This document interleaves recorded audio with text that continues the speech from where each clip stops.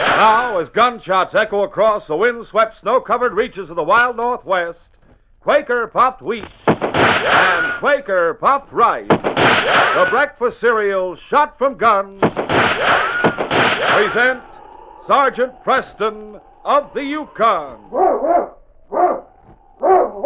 It's Yukon King, swiftest and strongest lead dog of the Northwest, blazing the trail for Sergeant Preston of the Northwest Mounted Police in his relentless pursuit of lawbreakers. On King! On, you husky! Gold discovered in the Yukon. A stampede to the Klondike in the wild race for riches. Back to the days of the gold rush. With Quaker popped wheat and Quaker popped rice, bringing you the adventures of Sergeant Preston and his wonder dog, Yukon King, as they meet the challenge of the Yukon.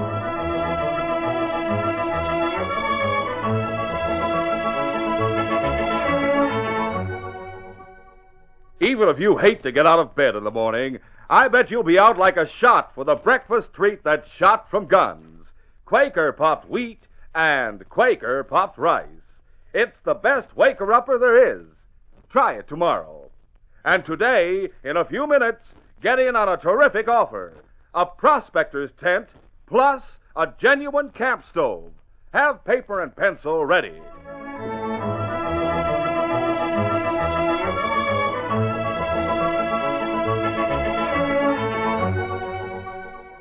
Sergeant Preston was on duty when the young miner entered Northwest Mounted Police Headquarters in Dawson. It was obvious that he'd just come in from the trail, and he was dead tired. The sergeant motioned to the chair beside his desk. Sit down. Thanks. What can I do for you? I'm here to report a murder. A murder? Where? Happened a long way from here. A little town called Caribou. It's where Caribou Creek flows into the Indian River. I know the place. Who was murdered? His name was Red Barnett, the owner of the cafe in Caribou. Who killed him? I did. You did? Yes, I want to make a confession. You should be warned. Anything you say will be taken down and used as evidence against you. I want to confess. I want to tell you everything that happened. What's your name? Larry Summers. Where do you live? I have a claim near the headwaters of the Indian River. I was on my way here to register it, and I stopped at Caribou overnight.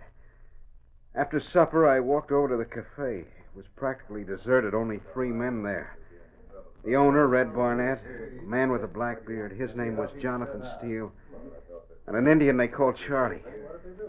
I didn't like any of their looks, so I took my drink and sat down at a table in the corner. A few minutes later, a woman came in, a young woman. She was pretty, but her eyes were red. You could tell she'd been crying. Red, I want to talk with you. Well, go ahead, Mary. You're among friends. Friends? Well, you're among my friends. You know Jonathan Steele and Charlie. Anything you want to say to me, you can say to them. I want to see that note you say Jim signed before he died. You've already seen it once. I want to see it again. I don't believe Jim ever signed it. I think it's a forgery. I think you're trying to steal my mind. You're crooks, that's what you are. That's enough of that talk. Crooks. I'll say it again. Well, you're getting out of here. Easy, Go, brother. Nick. Take your hands off Alone. her. Hey, mind your own business, stranger. I said take your hands off her. What? I'll teach you to meddle. That suits me. I'd say the fight lasted about 10 minutes. Red was bigger and stronger than I, but I could punch faster, and finally I hit him on the button, and he went down as if he'd been poleaxed.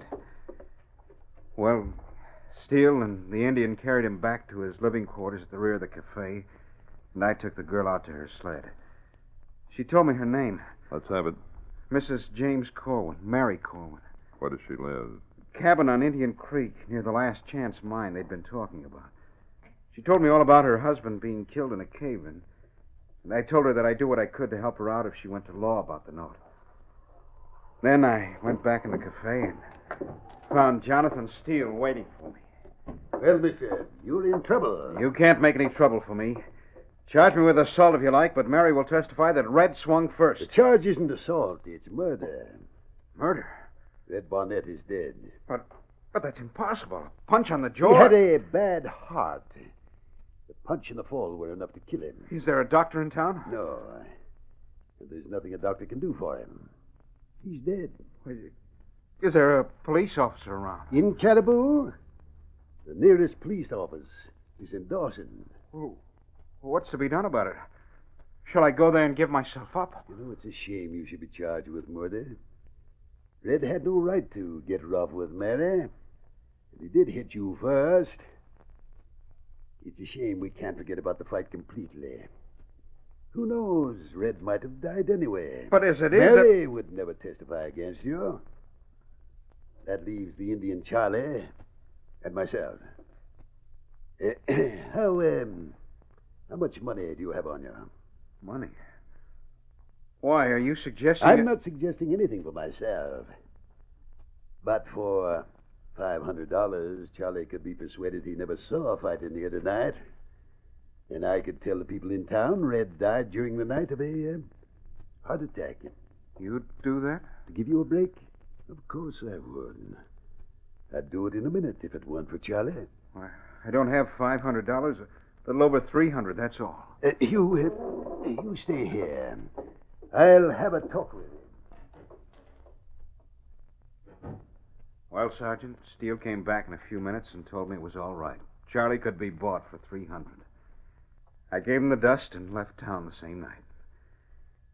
But on the way here, I decided I'd never rest easy if I didn't tell the whole truth and get it off my conscience. So, here I am.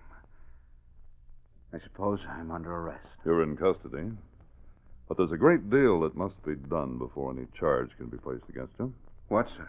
You must have more than your word that a crime's been committed. Well, Steele told me that... Steele must tell me, and also explain his acceptance of a bribe to suppress evidence.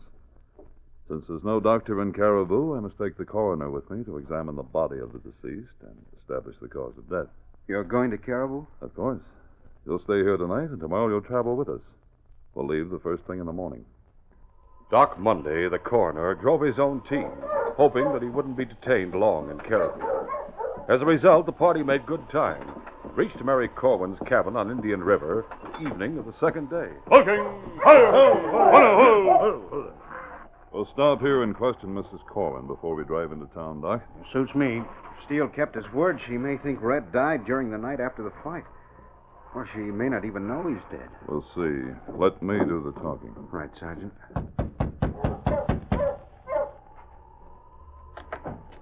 Mrs. Corwin?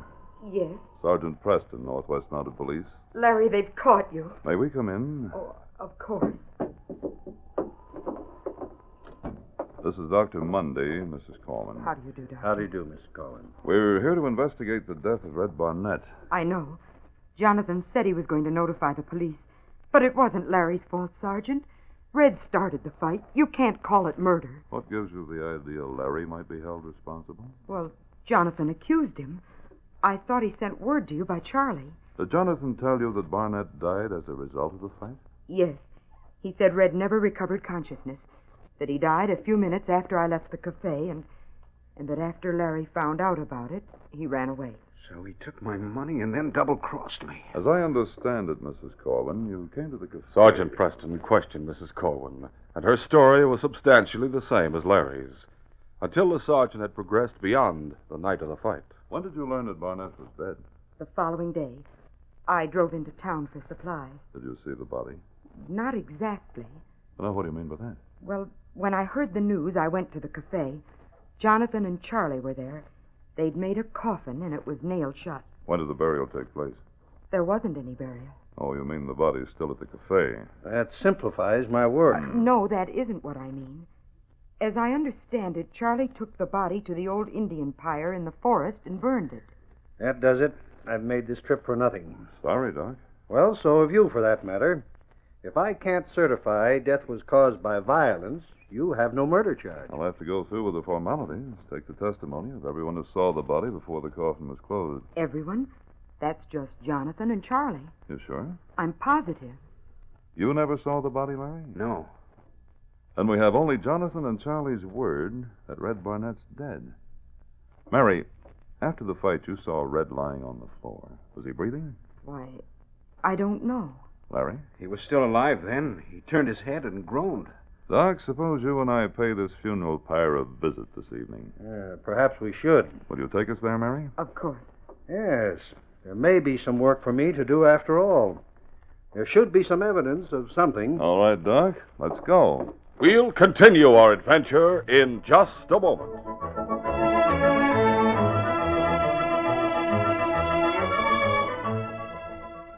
Sergeant Preston, wouldn't you say that any fellow or girl who likes outdoor life has a lot in common with you Mounties? That's very true. I always get a thrill out of cooking a meal under the open sky and crawling into my tent after a long day on the trail. And say, fellas and girls, that's an experience you can have the whole summer if you act now. For a limited time, friends of Sergeant Preston can get a marvelous prospector's tent and a genuine all-metal camp stove. A complete Sergeant Preston camping outfit offered by swell-tasting Quaker puffed rice and Quaker puffed wheat. Just think of the fun you can have with the prospector's tent of bright green, sturdy plastic that's waterproof. It stands 4.5 feet high, is 3 feet square at the base, and has a flap to close it up snug and tight. You get the tent, tent poles, stakes, everything you need to set it up easily in just a few minutes, outdoors or in the house. And you'll hardly believe your ears at this. All you send for this exciting prospector's tent is $1 and a box top from Quaker puffed wheat or rice. If you hurry, you can also get a genuine all-metal camp stove. Yes, a real camp stove that works. It's not a toy. On the top section, you can fry hamburgers, hot dogs, bacon, and eggs. In the Dutch oven, you can bake potatoes, biscuits. Over the broiler, you can cook cocoa, soup, beans. There's a firebox to fill with twigs, charcoal, or canned heat for fuel. And you can get this complete 4-piece camp stove, including handy combination stove tongs and cooking fork, for only 50 cents, and a box top from Quaker puffed wheat or rice. Now, to get both tent and stove, the whole Sergeant Preston camping outfit, send 2 box tops from Quaker puffed wheat or rice and $1.50. Here's the address to write down. Camping Outfit, Box L, Chicago 77, Illinois. With your order, you'll get a little booklet that tells you how to get the most out of your camping outfit with tips for safe camping and cooking. What's more, if you aren't completely satisfied with your prospector's tent and camp stove, you get your money back. For full details of this offer and a handy order blank, look at grocers right away tomorrow for the special new packages of delicious Quaker puffed wheat and Quaker puffed rice. For the prospector's tent, send 1 box top and $1. For the camp stove, send 1 box top and 50 cents. For both tent and stove, send 2 box tops and $1.50. Now, this amazing offer is only for a limited time, so get going. Don't miss out. Send right away, tonight, to Camping Outfit, Box L, Chicago 77, Illinois.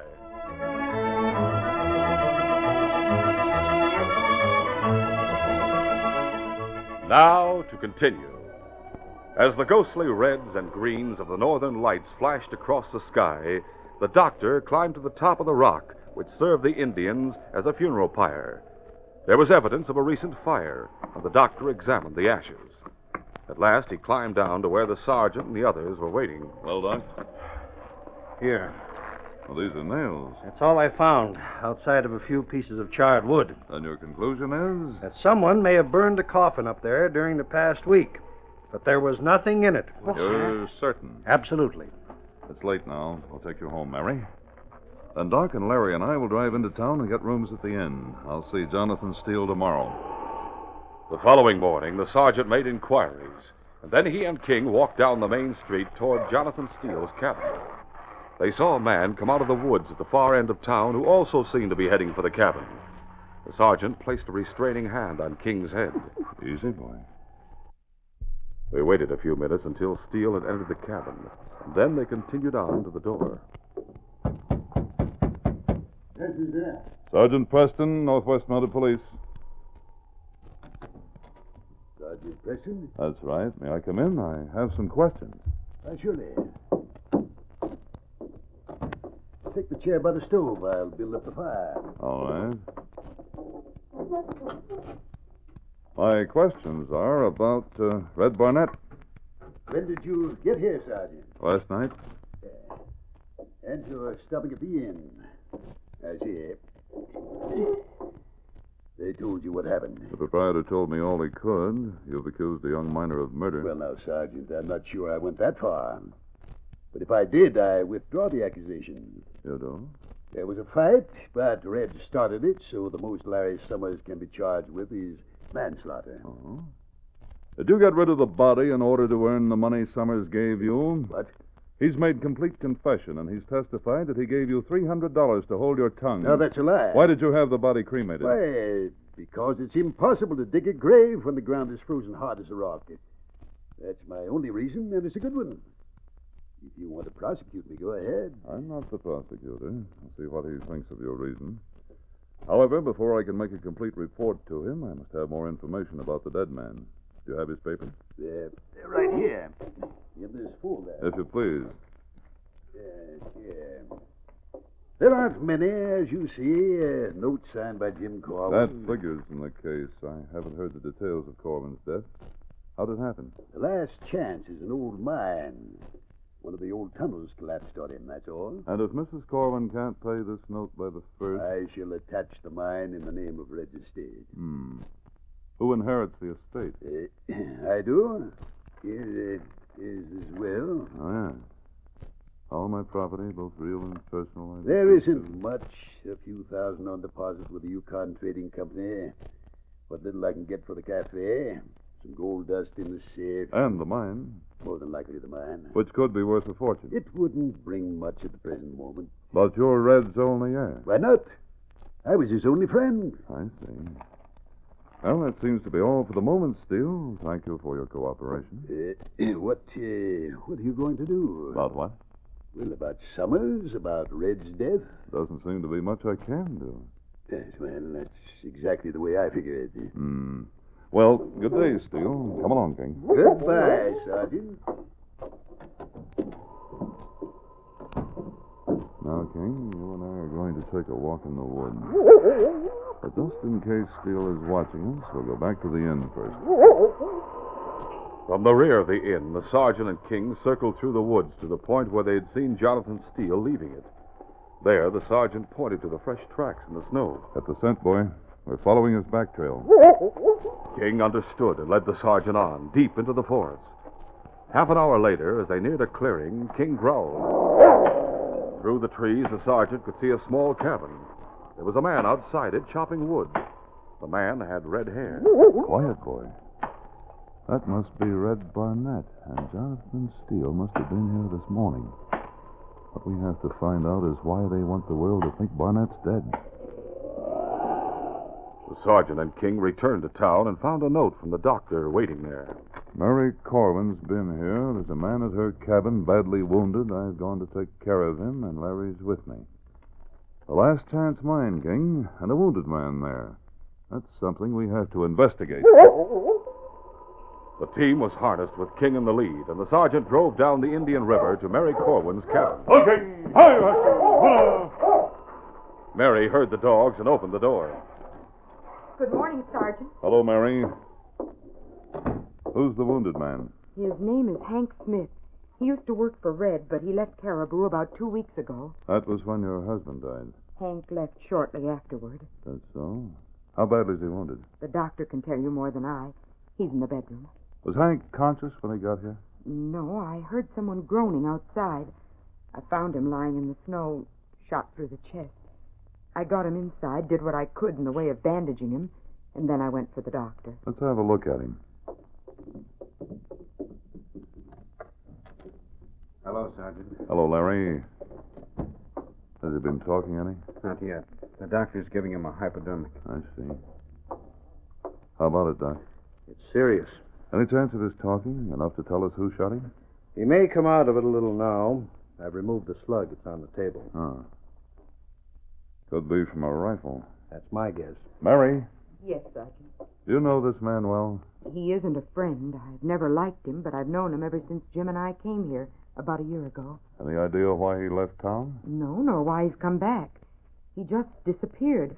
I wasn't interested enough to ask why. As I told you, it was shortly after Jim died. That's what I'm thinking about. Is there any possibility that your husband's death wasn't accidental? The tunnel collapsed. Where were you when it happened? Right here. The mine isn't far away. Oh, I heard it. Just what did you hear? Well, it sounded something like an explosion. That's interesting. When I got to the mine, the entrance had caved in. I tried to dig through the rubble, and then some men came along, and they helped me. But when we finally reached Jim, it was too late. He was dead. Who were the men who helped you? I've forgotten who got there first. This man? He was one of the first. He may be coming, too. Miss Corwin. Miss Corwin. Speak to him, Mary. All right. Yes, Hank. What is it? Red killed him. Killed Jim. What? How could Red Barnett have killed Jim Corman? I saw him set off the blast. And why haven't you said anything about it before? Red paid me $1,000 to go away. Why have you come back? He promised me more. $1,000 a month. Said the mine was worth millions. He had a plan to get it. The note was I forged. heard he was dead. Came back to find out. Charlie saw me in the forest. Shot me. And I got away. Done for now. Get them. Charlie, Steele, Red. They're all in on it. Killers. Doc, He's gone. a blackmailer doesn't deserve anything better. Red paid him money. It's all clear now. This man saw Red set the blast that killed your husband. He collected $1,000 for his silence and expected more. With the help of Steele and Charlie, Red faked his own death so he wouldn't have to pay anymore. And all Red's money goes to Steele. But we aren't sure Red is alive. I am. What? I saw him this morning. Where? In the forest. King and I are going after him. Hank's dead, though, and we only have his word. The last words of a dying man are admissible as evidence in any court of law. Red and his Confederates are heading for the gallows. I'll see you later.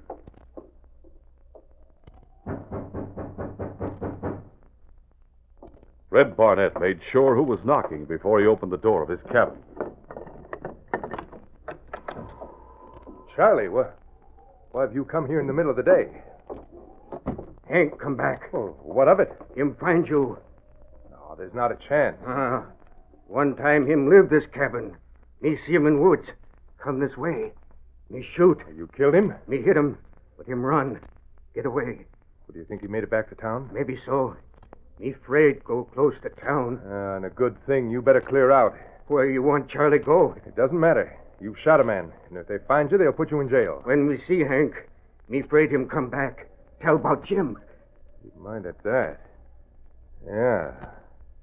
He thinks I'm dead and there's no chance to collect any more blackmail. Well, I'm in the clear anyway.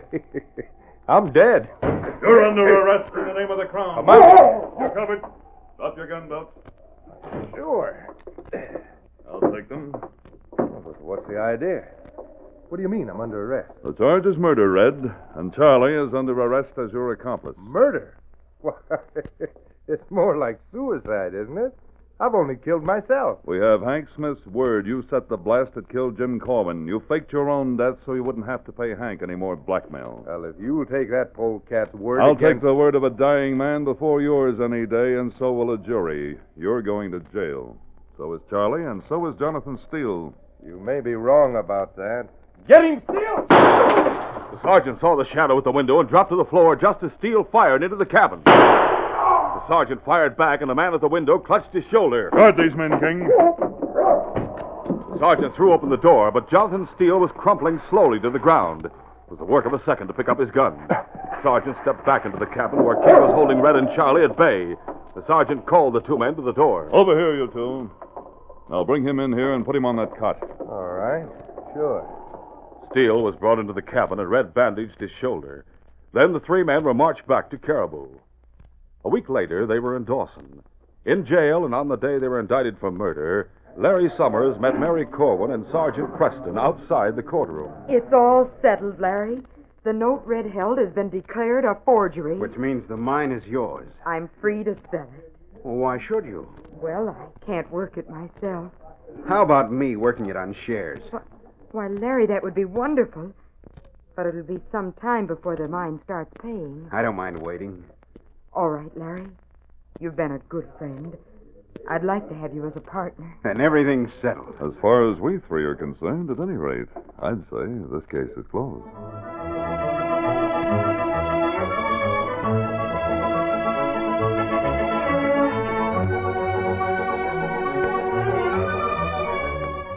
Sergeant Preston will return in just a moment with a word about our next exciting adventure.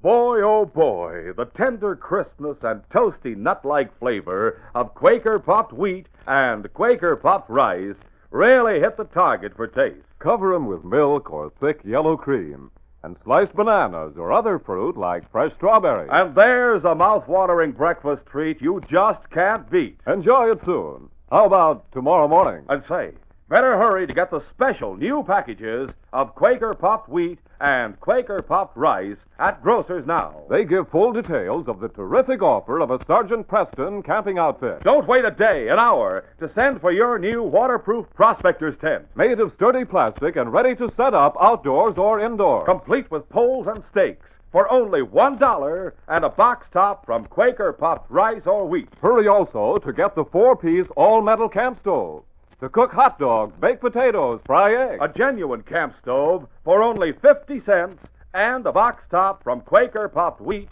or Quaker popped rice. Remember, you can get both tent and stove for 2 box tops and only $1.50. Here's the address.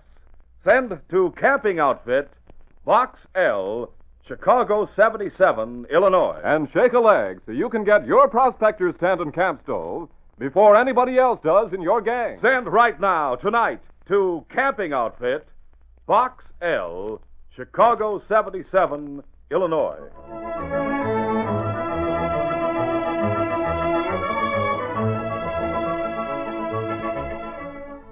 And now, here is Sergeant Preston. Inspector, have you any special orders before I start on patrol? No, Sergeant, but I hope you'll be back here in Dawson before the first boat of the season arrives from the States. Well, I'll make it a point to be here, sir, but may I ask why? A man from the States is supposed to arrive on that boat. He helped build the state of Montana. He may do great things for the Yukon, if we impress him favorably. You think I'd help make a favorable impression? Well, if not, Sergeant, you'll be here to take care of those who might impress him otherwise. Sergeant Preston little suspects that murderers and thieves are waiting for the man from the States, nor that his own life is to hang by a slender thread because he tries to aid the man from Montana. Be sure to hear this next exciting adventure. These radio dramas, a feature of Sergeant Preston of the Yukon Incorporated, are created by George W. Trendle, produced by Trendle Campbell Muir Incorporated, directed by Fred Flowerday, and supervised by Charles D. Livingston. The part of Sergeant Preston is played by Paul Sutton.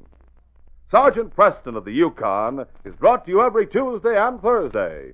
On Thursday by Quaker Popped Wheat and Quaker Popped Rice, the breakfast cereals shot from guns.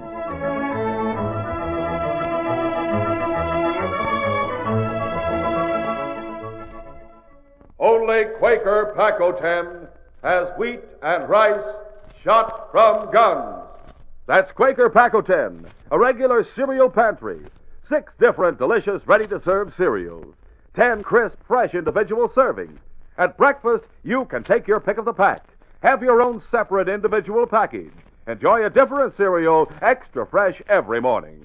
Just remember, only Quaker Pack-O-10 has all your family's cereal favorites. Try Quaker Pack-O-10. You'll be glad you did.